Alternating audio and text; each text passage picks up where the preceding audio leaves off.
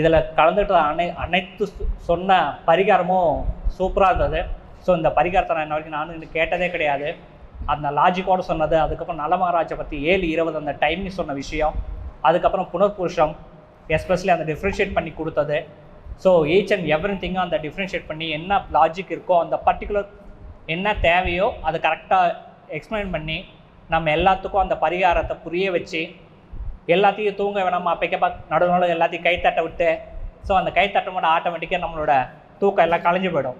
So அதோட என்தூசியஸாக follow பண்ணி அதுக்கப்புறம் என்னதுன்னு திரும்ப கேட்டு திரும்ப நம்மளைய எல்லாமே அவரோட கவனத்தை ஈர்த்து மிகவும் அருமையாக சொன்ன அவருக்கு என்னோட நன்றியை தெரிவிச்சுக்கிறேன். நன்றி, வணக்கம். நலமகாராஜாவுடைய ஜாதகத்தை பார்த்து ஜோசியர் தான் சொன்னார், ஐயா உங்களுக்கு 7:30 சனி நாளை காலை சூரிய உதயத்தில் பிடிக்க போகுது. அது பிடிச்சதுன்னா நீங்கள் பரதேச கோலம் ஆயிடுவீங்க, ராஜ கோலமாக இருக்கிறவங்க நீச கோலம் ஆயிடுவீங்க அப்படின்னாரு. நான் உலகத்துக்கே படி இழக்கிறனே, என்னை போய் பிடிக்குமா அப்படின்னாரு. அவர் கேட்டார், ஜோசியர் நீ என்ன கிரகத்துக்கு சித்தப்பனா பெரியப்பனா மாமனா மச்சானான்னு கேட்டார். நாளை காலையில் நீங்கள் பாருங்கன்னாரு. அப்படியே பார்த்த உடனே என்னைக்கோ ஒரு நாள் ஒரு நாட்டுக்கு போர் வைக்கிறதுக்காக தாயம் விளையாடுறதுக்காக சூதாட்டைக்காக இவரே நலமகாராஜா நல்ல ஒரு 7:30 நாடு சனி குடிக்கிற நேரம் வந்தோன்னே எங்கேயோ தோட்டங்காட்டுகளுக்கு போயிட்டு வந்திருக்காங்க. காலில் சொட்டை விட்டாச்சு, அதுக்குள்ளே ஒரு வண்டு மாதிரி உள்ளே போய் புத்தி மாற்றிருச்சு. உடனே சிப்பாயிங்க மந்திரிகிட்ட சொல்கிறார், அந்த நாட்டை என்ன மீறி செயல்படுத்தக்கூடாது, அந்த நாட்டை கூப்பிடு, நம்ம தாயம் விளையாண்டு 1.5 நாட்டுக்கு 2.5 நாட்டுக்கும் பந்தயம் வச்சுக்கலான்னு சொல்கிறார். அப்போ அவர் என்ன விட்டவரா? உடனே போடு கூட்டி தாயம் யார் போடுறதுன்னு கேட்கா. நலமகாராஜா தாயத்தை அவர் கையில் கொடுக்குறாரு. தாயம் யாருக்கு விழுகுதோ அவங்க அந்த நாட்டை கொடுத்துறோன்னு சொல்லியாச்சு. அப்போ தாயத்தை அவர் நாட்டு கையில் கொடுத்து ஒரே ஒரு தடவை போடுறாரு, தாயம் அவர் நாட்டுக்கு போயிடுச்சு. அப்போவே செங்கோலும் கிரிக்கெட்டத்தையும் பிடிக்கிட்டாங்க. முடிஞ்சதுல பதவி இந்த ஜோசியர் சொன்னது தான், ஐயா நாடு நகரமெல்லாம் இழக்க போகிறீங்கன்னு சொல்லி பொண்டாட்டி குழியில் இழக்க போகிறீங்கன்னாரு. அப்போவே செங்கோல் எல்லாம் முடிச்சுட்டு ஒரு மானத்தை மறைக்கிறதுக்கு ஒரு துணியை கட்டி வெளியே துரத்தி விட்டாங்க. அவர் போய் ஒவ்வொரு பக்கமாக ஊர் ஊராக போய் சுற்றி ஒரு குழந்தைக்கு ஆய் கழுவி விடுறாரு, பழங்களை போய் தேடுறாரு, எங்கேயுமே இல்லை. என்னைக்காவது ஒரு நாள் போய் குளிக்கலான்ட்டு போகிறாரு. குளிக்கலான்னு ஒரு கோமணம் கட்டிட்டு குளிக்கிறாரு, அதையும் கொக்கு உருவுது.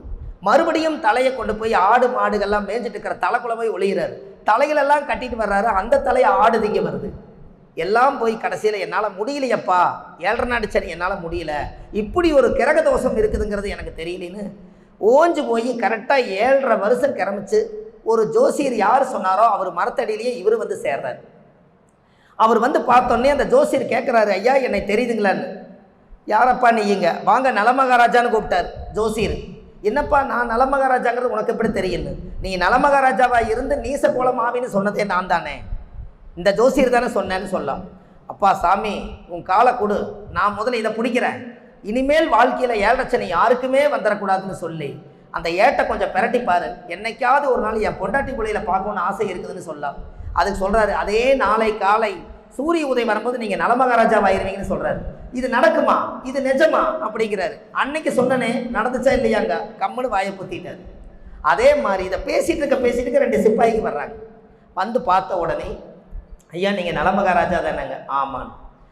உங்கள் நாட்டை நாங்கள் இலவசமாக வாங்கினதுனால என்றைக்கோ உங்களை அறிவிச்சிட்டாங்க, உங்கள் நாட்டை உங்கள் கையில் கொடுக்க சொல்லி, அதனால் உங்களை கூட்டிகிட்டு வர சொன்னார்னு சொல்லி அந்த நாட்டு ராஜா கூப்பிட்டார். உடனே இங்கிருந்து போன உடனேயுமே அவரை பன்னீரில் குளிக்க வச்சு அவருக்கு செங்கோல் கிரிக்கெட்டமெல்லாம் திரும்பி இழந்ததெல்லாம் கொடுத்து, பொண்டாட்டி பிள்ளைகள் எல்லாம் பல்லாக்களை வச்சு வெளியூர் எடுத்துகிட்டு போனதெல்லாம் திரும்பி கொண்டு எல்லாத்தையும் சேர்த்தி அந்த போன இழந்ததெல்லாம் மீண்டும் வந்துச்சு.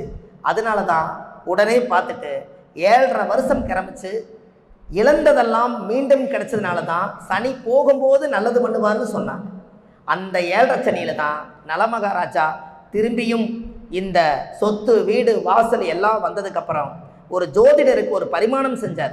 ஐயா சாதாரணமாக ஒரு ராஜாவுக்கே இவ்வளவு சோதனையே, என்னால் உயிர் ஒன்று தான் இருக்குது, இத்தனை இழந்தனே, பாமர மக்களெல்லாம் எவ்வளவு கஷ்டப்படுவாங்க, ஜோசியரே நீங்கள் சொல்லுங்கள், இந்த மக்களுக்கெல்லாம் ஒரு சரியான பரிகாரம் சொல்லுங்க. அப்போ தான் அவர் சொன்னார், 7:20 மனசில் வச்சுக்கோங்க, 7:20. அப்போது அவர் சொல்கிறார், உங்களுக்கு சனி எங்கே முடிச்சதுன்னு கேட்க. அப்போ சனி நேராக டைரெக்டாக இறங்கின இடம், சேட்டலைட்டே பாதிக்கிற இடம் டைரெக்டாக கும்பகோணத்தில் திருநள்ளாறு கோவில். அந்த திருநள்ளாறு கோவிலில் பாருங்கள், இன்றைக்கி வரைக்கும் சேட்டலைட் விட்டால் அங்கே எதுவுமே இயங்காது. அந்த இடத்துல தான் சனி டைரெக்டாக இறங்குது. அந்த இடத்துல நீங்கள் ஒரு தெப்ப குளத்தை கட்டி யாருக்கெல்லாம் சனி பிடிச்சிருக்குதோ அவங்கெல்லாம் சனி நீராடு அப்படின்னு வச்சாங்க. அங்கே போய் நீங்கள் அந்த குளத்துல 7:20 இரவில் போய் குளிச்சால் அந்த டயத்தில் மட்டும் அந்த கரெக்டாக அந்த பவர் அந்த தண்ணிக்குள்ளே வருது.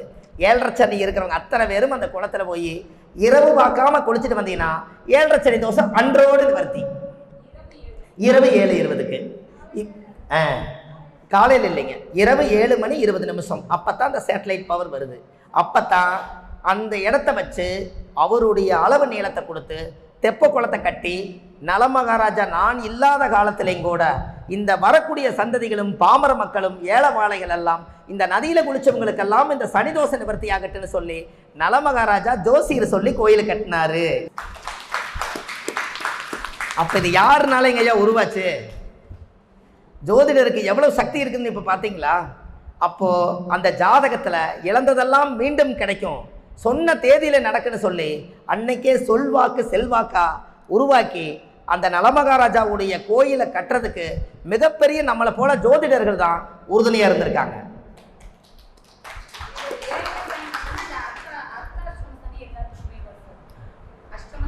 எல்லா சனிக்கும் அதே தானுங்க, சனி தாங்க வருது. 7:30 சனி, அஷ்டம சனி, மங்கு சனி, பொங்கு சனி, மாரக சனி, கண்ட சனி, மரண சனி, நீங்க எத்தனை சனி வேணாலும் வச்சுக்கோங்க. அதுக்கு எல்லாத்துக்கும் சனி பகவான் ஒருத்தர் தான். அவரை தூக்கி கட்டத்துக்கு கட்ட நீங்க மாத்துறதுனால வடிவத்தை வேற மாதிரி அமைச்சுக்கிறீங்க, அவ்வளவுதானே. ஆனா சனி ஒருத்தர் தானே. சனிக்கிழமை விசேஷம், சனிக்கிழமை சனியோட ஆதிக்கம் வர்றதுனால சனி விசேஷம். அம்மா பொதுவாகவே என்ன சொல்லுது, அது 7:30 நாடு சனி இருக்கிறவங்க எல்லாரும் போகலாம், சனி திசை நடக்கிறவங்க எல்லாரும் போகலாம். அப்போ இந்த ஜாதகத்துல அந்த காலத்துல அந்த நலமகாராஜாவுக்கு இப்படி ஒரு கஷ்டத்தை கொடுத்து ஜோதிடர்கள் எல்லாம் சேர்ந்து நலமகாராஜாவை காப்பாற்றி விட்டுருக்காங்க. அம்மா நீங்கள் நதியில் குளிங்க, ட்ரெஸ் எல்லாம் அங்கேயே போட்டுருங்க, குளிச்சுட்டு சனியோட மந்திரத்தை சொல்லி எள்ளு எண்ணெய் காசு எல்லாம் வச்சு குளிச்சுட்டு எள்ளு விளக்கு தெய்வம் சனீஸ்வரன் கோயிலில் போட்டுட்டு தேங்காய் பழமெல்லாம் வாங்கி அர்ச்சனை எல்லாம் பண்ணிவிட்டு எல்லாத்தையும் அங்கே விட்டுட்டு நீங்கள் எம்டியாக வாங்க, சனி விட்டுட்டு வாங்க, அவ்வளோதான், எதுவும் வாங்கிட்டு வரவேன். இது நீங்கள் பண்ணுங்க. அப்போது 7:20 அந்த 7:30 வந்துச்சு பார்த்தீங்களா? அது எப்படி வந்துச்சு 7:30? 7:20 7:30 தானே அது ஏதோ ஒரு பிரச்சனை நடந்திருக்குது.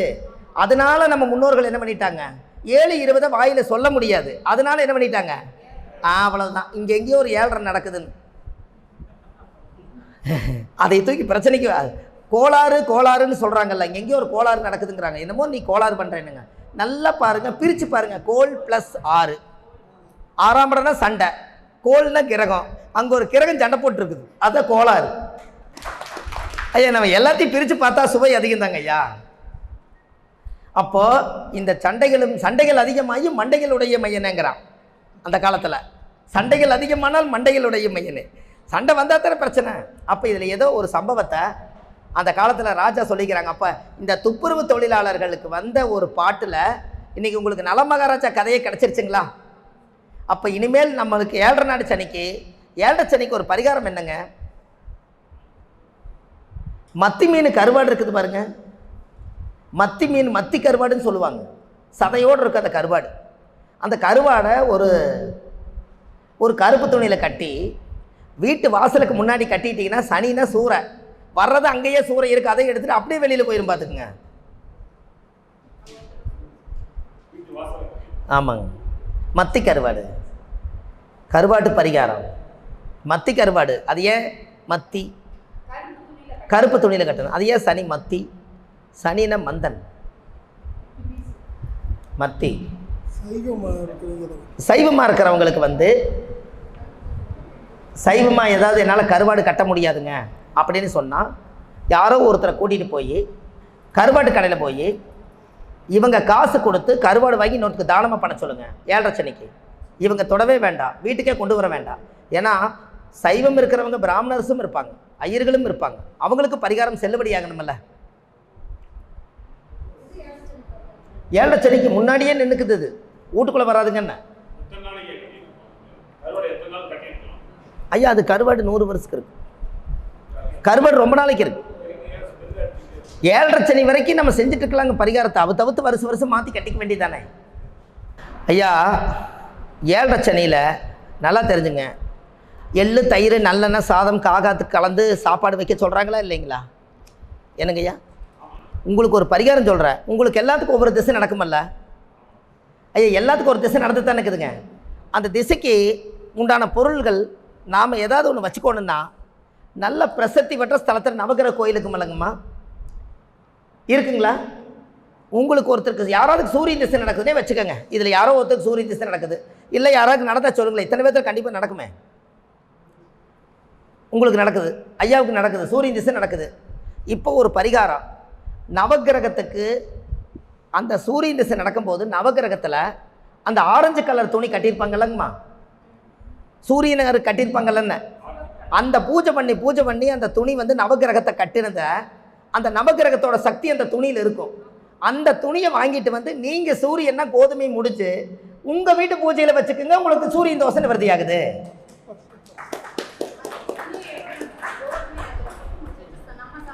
அவ்வளோதான் ஐயா. உங்களுக்கு என்னென்ன திசை நடக்குதோ நவகிரகத்தை போய் சுத்துனா நவகிரக தோசை நிவர்த்தின்னு சொன்னீங்க. நவகிரகமே கட்டிக்கிற துணியை வாங்கிட்டு வந்துட்டீங்கன்னா நவகிரகம் உங்கள் வீட்டில் தானே இருக்கும்.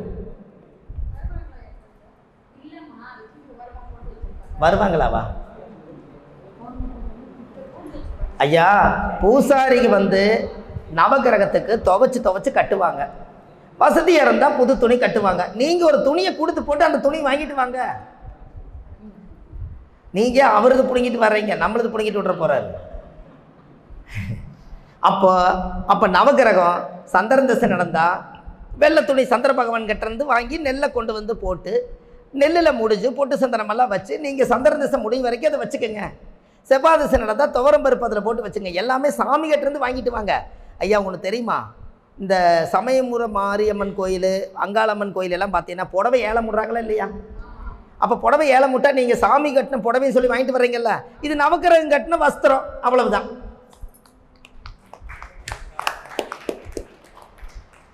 என்னங்க ஐயா, அப்போ இது செய்யலாமே. கடவுளோட இப்போ நம்ம யாரோ ஒருத்தருடைய வீட்டில் அக்கா தங்கச்சி போட்ட துணிமணி கொண்டு வந்து அவங்க சண்டையே இருந்தாலும் நெகட்டிவாக இருந்தாலும் கூட அதை கொண்டு வீட்டில் பீர்வாவில் தேய்ச்சி வைக்கிறீங்க. நம்மளை ஆட்டி படைக்கிறதோ அலங்கோலப்படுத்துறது ராஜயோகத்தை கொடுக்கறதே நவகிரகம் தான். அந்த துணியை வாங்கி வச்சு பூஜை பண்ணுறதுக்கு உங்களுக்கு என்னமா பிரச்சனை?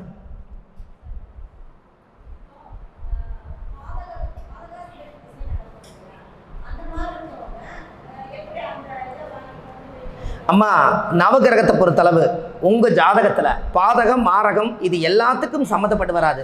அப்படி பார்த்தா விருச்சிக இலக்கணத்துக்கு பாதகாதிபதி சந்திரன், அவர் வந்து எங்கே உட்காந்துருக்கிறாரு? சூரியன் பக்கத்தில் இந்த பக்கம் உட்காந்துருக்காரு. நவகிரகத்தை இப்படி சுற்றி வரும்போது ஐயோ எனக்கு பாதக சந்திரன், நான் வரமாட்டேன் இப்படி சுற்றுறீங்களா?